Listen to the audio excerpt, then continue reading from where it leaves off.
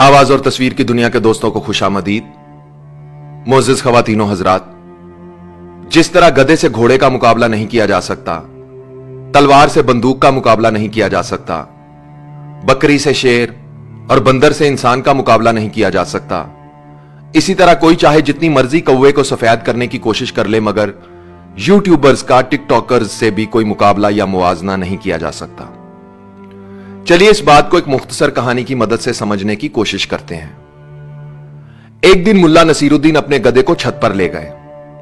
बाद में बहुत कोशिश की मगर गधा नीचे उतरने के लिए तैयार ना हुआ। आखिरकार मुल्ला थक हार कर खुद नीचे आ गए। कुछ देर गुजरने के बाद मुल्ला ने महसूस किया कि गधा छत को लातों से तोड़ने की कोशिश कर रहा है। वो ये सोचकर परेशान हो गए कि छत बहुत नाजुक है, उसकी लातों को सह ना सकेगी।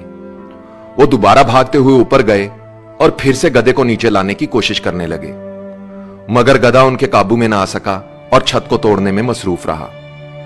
मुल्ला नसीरुद्दीन गधे को नीचे लाने की कोशिश कर रहे थे कि अचानक गधे ने उनको पीछे से एक जबरदस्त लात मारी और मुल्ला नीचे गिर गए।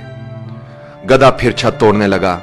आखिरकार छत टूट गई और गधा छत समेत जमीन पर आ गिरा।